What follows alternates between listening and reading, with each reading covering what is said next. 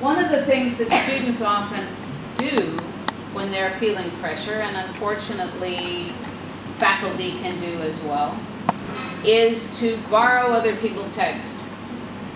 And we get into a real challenge of teaching students to write well when they are writing for publication the first time, and they have to have a background section and they have to have a method section and then describe their own material. Often background sections and method sections can be subject to plagiarism, where students and faculty don't necessarily give credit for language and ideas that they've taken from other places.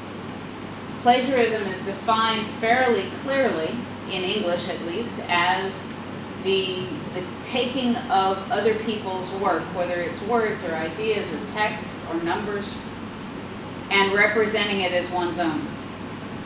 And in the United States, plagiarism is a form of identified misconduct that's subject to penalties. And it's the appropriation of another person's ideas, processes, results, or words without giving appropriate credit. In this case, sometimes it can be accidental, sometimes it can be intentional. So either using red or green cards, I'd like to know how many of you have seen the following kinds of things. People who've forgotten to include an author. Graduate student leaves the lab.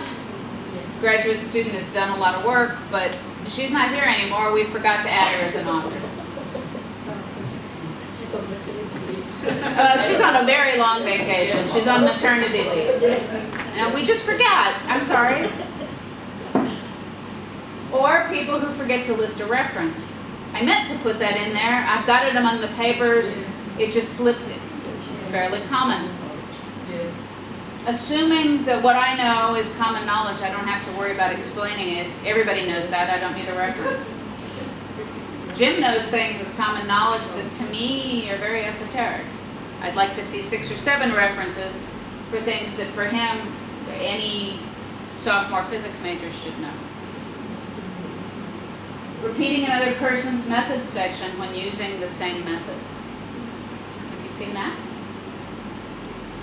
This is something where, especially for students doing a procedure that many people use in common, it can be really easy to take another person's words to describe it. And the way around that is to say, as so-and-so described, we use the following methods. Citation, and then describe the methods, maybe in that person's words, maybe in your own words slightly changed. Restating an idea, argument, or data without citing the source. This can be, have you seen that? People who use another person's idea. How many ideas are there out there that are original? Many of us learn from other people. That one's hard. When is an idea something that belonged to someone else first that we need to cite? Here's something that's a real problem for people who don't study their science in English. I'm going to borrow the text from this really nice article because they say it so well. I can't say it that well. Their English is better. But if you reference it, it's okay, right? Maybe. It depends on how much of it you're using. I've seen large paragraphs completely moved from one paper to the next with a citation. Most of the time, you shouldn't be quoting that much material. You should. Definition and things like that. Definitions, absolutely. But where an argument is made by somebody who speaks well or writes well, and you pick it up whole cloth and move it into your paper, that would be considered plagiarism in many cases, because you could paraphrase it and explain why it's important for you, but you chose not to, not you, the person chooses not to do that because you don't write as well or the English isn't as pretty. This is a real challenge internationally for people who are required to publish in English language journals when they haven't learned their science in English. And it is a real handicap. Patchwork writing. Students do this a lot. I'm going to take 6 references from 6 different books. I'm going to scramble it up. And you won't be able to tell which thing I took it from, but none of it's mine. A lot of term papers turn out that way. Have any of you seen someone rewrite a student's thesis and publish it without the student? That happens in our country. Student leaves. We have this nice little data set in the paper. Put my name on it. So the name was not on? Oh. It's plagiarism. Even if the student gets only an acknowledgement, the student needs to be named. Submitting an already published paper with your name on it, sometimes in another language. So you find a really nice paper in an obscure journal, and you change the name and rewrite it in a different language, publish it in another journal. Have you seen that? It's a big crisis in China. Chinese, yeah, have you seen that? Can I be difficult and ask a question Of course. on copyright? When a student publishes a thesis and deposits it at a university, he signs off a copyright agreement which says that everything is owned by the university, and then he leaves. After which the university then decides to publish through a researcher, through a author at the university. Legally, in theory, it's up to the university how he has this. It's an ethical issue, but legally, So, the university copyright say and- he cannot find the student anymore because the student has disappeared without leaving a forwarding address. So, And we need to publish it. this is a very important issue, and it's one which, regrettably, we don't have as much time to talk about as we should. There's an obligation to publish data. Ethical as well. There is ethical and financial. If you have a grant, you get the grant money to do the research to get the data out.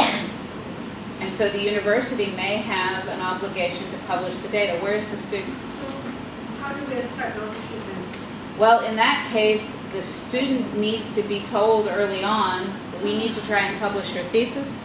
With or without leaving? Don't leave, keep in touch. When we have students do a thesis, we have to have a permanent address before they get to graduate. Now, permanent address, But what if they nobody's permanent anymore. I'm sorry? So what if they don't respond and? Right, they don't.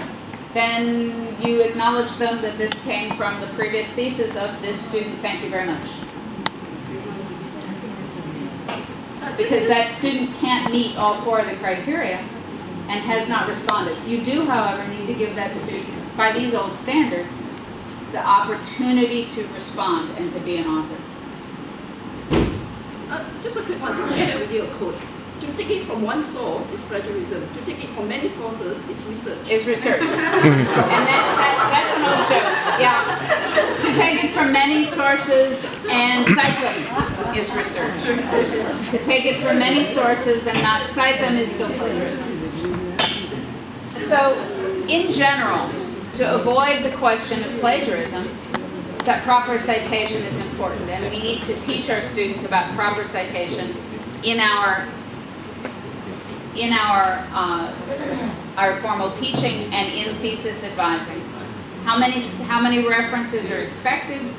How do we recognize the original owner or original source of an idea? How do we think about words belonging to a particular argument or being original? And make sure that we understand how our students are thinking and writing when they do. Authorship is, as everybody talked about, an essential component of the credit that scientists receive. It's also an essential aspect of responsibility and accountability for the quality of the work. And students need to understand both the responsibility part and the credit, and not just think about authorship in terms of credit. And if they cite a paper that turns out to have been fraudulent, then the accountability is that they cited that that's where they got the data. They didn't pretend it was their argument. They can't be held accountable for research that they cited if it turns out to be wrong. I'd like you at lunch to think about the questions of whether the journals that you write for or the journals that you read have formal standards for authorship, and where they are if they do have formal standards. And then how many authors are enough? How many authors are too many? Can the physicists really say that 1,000 people are working together? I mean, they do.